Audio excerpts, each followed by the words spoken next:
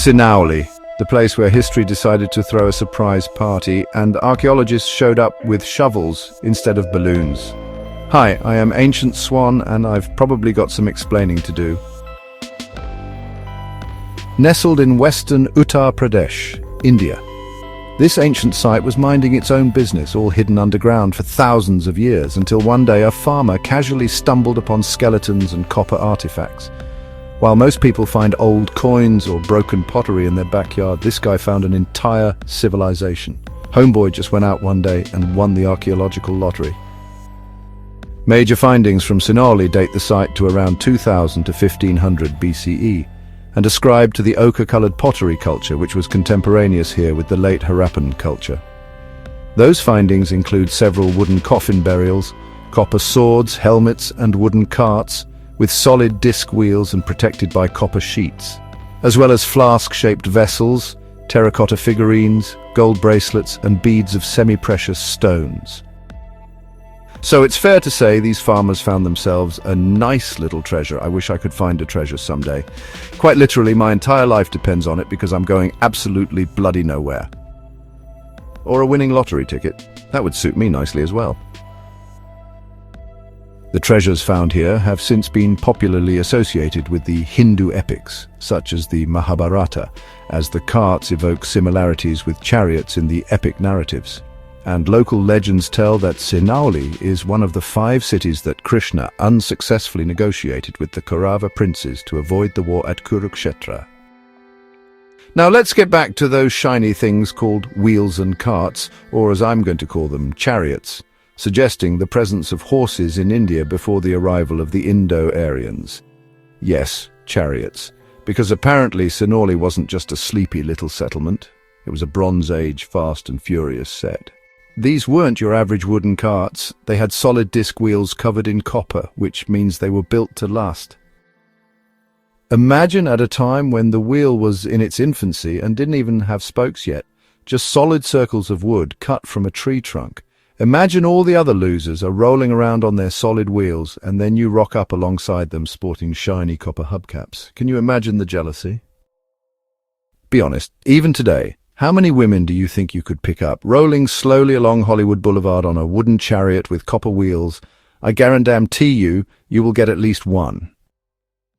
Some scholars argue they were ox-pulled carts, while others insist they were horse-driven chariots. Either way, someone in ancient India was rolling around in style, cutting through traffic like a VIP and getting ridden senseless. Lucky guy. And then there were the burials. Over 100 graves, all oriented in a northwest-southeast direction and complete with coffins, swords, shields, and even helmets. Because nothing says I'm ready for the afterlife like being buried with full battle gear. These warriors weren't just preparing for eternity, they were gearing up for a celestial showdown. If there's an afterlife, you can bet the Sinauli warriors are up there, looking down at you, watching you mess with their stuff, and wishing the archaeologists would just put it back. I wonder, if you remove a helmet from a gravesite, does that warrior up there in eternity then lose his helmet too? Sucks to be him. If so, imagine having to run into battle against another army of eternally immortal afterlife soldiers wearing absolutely nothing at all because some prick at the British Museum upped and ran away with all your shit. There you are, running at the enemy whilst your dangling ball sacks painfully smack themselves off your inner thigh because even your prized golden underwear has been nicked by that thieving cum dump at the museum. One would not be amused. Of course, the discovery of copper swords and bows raised some serious questions. Who were these people? Were they part of the Harappan civilization, or were they an early Indo-Aryan warrior elite? Historians are still debating, but one thing's for sure, these folks weren't messing around.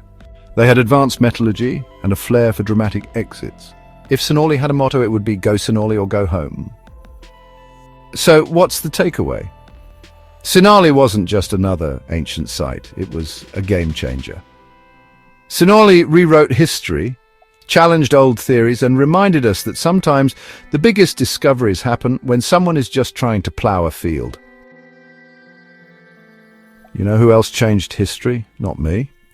But hey, now that we're on the topic of me, I can tell you that I made this video, and much of the footage you've seen in this video comes from a map I made for the game called Cities Skylines 2, and if you play that game, then you are of course free to download the map following the link in the description below. And if that is your jam, then you'll also want to know the map's information. Luckily for you, I wrote that down too. Before that though, let me quickly ask you to remember to like and subscribe. It's the modern day version of tipping the bellhop, and without it, YouTube will hate me even more than it already does. Cheers, big ears. And now for that map information, wait no longer.